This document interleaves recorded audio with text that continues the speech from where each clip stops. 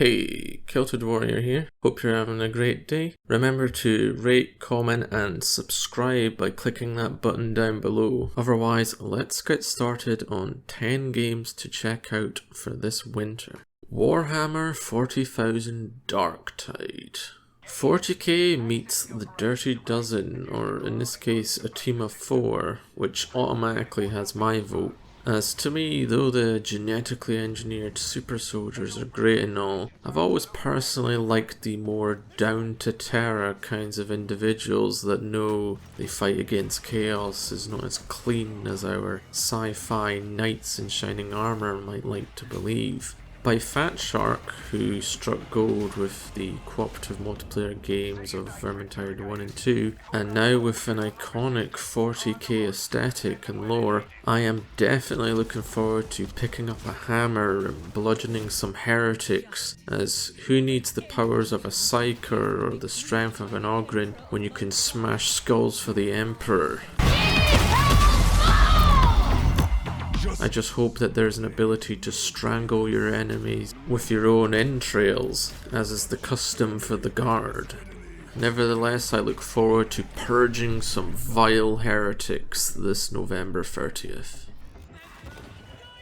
Darkest Dungeon 2. Continuing on the theme of dark and miserable lives, Darkest Dungeon 2, though it has been in early access on Epic Games for the last year or so, the sequel to that game about an uncanny narrator with bits of gameplay about torturing an unlikely band of heroes, will find its way to Steam and a full release in February. This game, where being stressed is an actual game mechanic, and with its new take on its predecessor's team management, with a shift to an extended dungeon run format, with its trademark larger-than-life art style in a world gone mad, looks to put us all through real-world stress checks. I held off on this one as I wanted the full experience, as with all the acts they'll be added with the final release, and also that I would not be caught dead using Epic, as Gabe Newell be praised, my brothers and sisters in faith. But remember next February that pride is a slow and insidious killer, friends.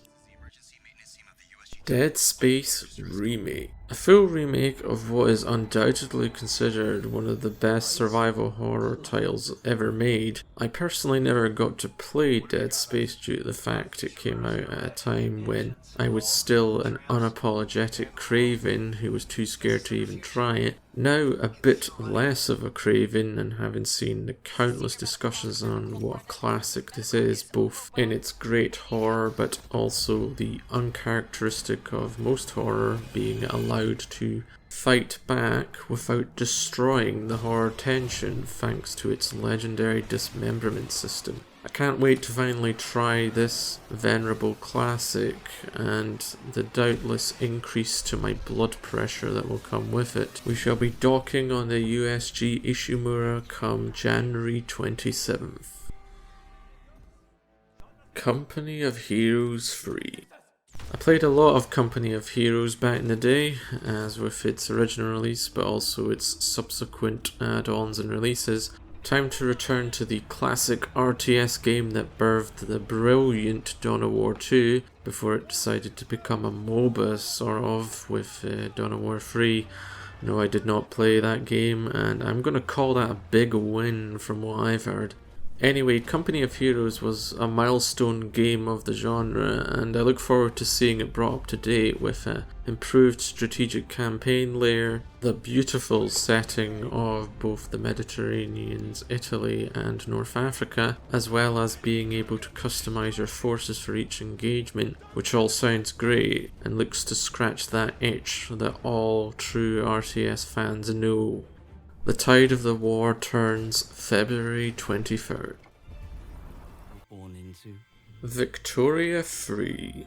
No list is complete without at least one Paradox game in my mind. Victoria 3 of course was just released at the end of October, but I thought I would still include it. If watching numbers ticking up gets you going and you don't mind bringing order to a world of border gore, then Victoria 3 has your very particular form of deviancy covered. Victoria 2 was a classic of the strategy genre with many ways to develop, expand, and roleplay alternative versions of history, if a bit harsh on the learning curve. Victoria 3 falls with this, with clear improvements brought over from Hearts of Iron, Europa Universalis, and even hints of Crusader Kings. If you don't mind a thoughtful strategy game that is a bit on the buggy side currently, but ultimately rewarding, then you might want to check this one out. Evil West. As is the custom with Focus Interactive published AA games, Evil West looks to be a fun, if probably slightly janky affair that sees a Wild West game collide with elements of steampunk and fantasy, merging into what looks to be an over-the-top third-person action game about a cowboy vampire hunter. It may not be the most polished, it will certainly have a lot of clunkiness, but when you're pummeling a vampiric horror with a power gauntlet after going high noon on his buddies with plenty of blood to go around, it's darn right poetic. Sometimes a game doesn't need to have all the bells and whistles, it simply needs to be a fun game. And Evil West looks to prove that point. The hunt begins November 22nd. Forspoken. When I first saw this game, my mind jumped to what if Infamous by Insomniac went all in on the parkour and movement abilities, as well as big monster fights. Forspoken looks to be a unique take on how a spellslinger mage can fight, because stationary bearded old guys shooting lightning and fire is all fine and well, but why not explore the possibilities of magic to create a more dynamic way of exploring and fighting? All in all, between its combat system, sandbox and light RPG elements, for me it looks to be a great spiritual successor to the Infamous series that was declared missing in action nearly a decade ago. Plus, I get to pretend to be Bobby Drake. Fantasy Infamous comes out January 24th. Spider-Man Miles Morales. This month, Miles Morales finally finds its way to PC, as with the remaster of its predecessor in August, which is being very well received. Miles Morales looks to be another great PC port with improved graphics, ray tracing, and for you poor saps like me with our old 2060 Supers, yes, we will have super sampling to help our very quickly outdating rigs. Miles Morales was already considered a great Spider-Man game on consoles, and with a competent port on PC, only looks to continue its now extended line of decent ports on PC. Also, I have always loved Miles Morales as Spider-Man, so I look forward to finally playing through a game which has him center stage. Spidey will be joining us November 18th. Midnight Suns. This is a strange one for me. I'll be the first to admit I wanted Firaxis to give us XCOM 3, and was skeptical when Midnight Suns was revealed. It doesn't help that we had many mixed messages as to the nature of this game from its developers. It's not Marvel XCOM. Realizing that, I have become more interested in this one.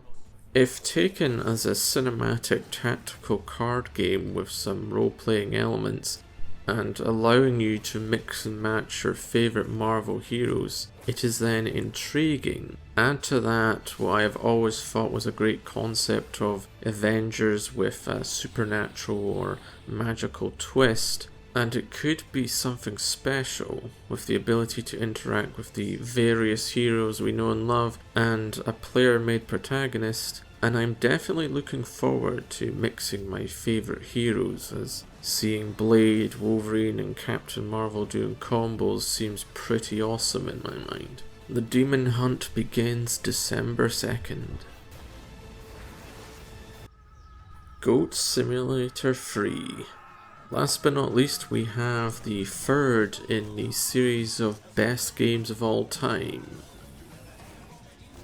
Nah, I'm just messing with you. God of War Ragnarok. Yeah, you didn't think I wouldn't mention this one. God of War Ragnarok, sure, it's the only game not on PC on this list, but I still have an old PS4 lying about somewhere. Anyway, the sequel to a game that captivated many like me, as it took the franchise in a new, bold direction. I don't expect Ragnarok to do that per se, but all it needs to do is continue the great story it started with its predecessor, and I'll be happy. Oh, and a good forefight I guess is important, and some new abilities for the Leviathan Axe. It's still one of the coolest weapons in gaming. Mjolnir has nothing on it, and we will prove it come November 9th.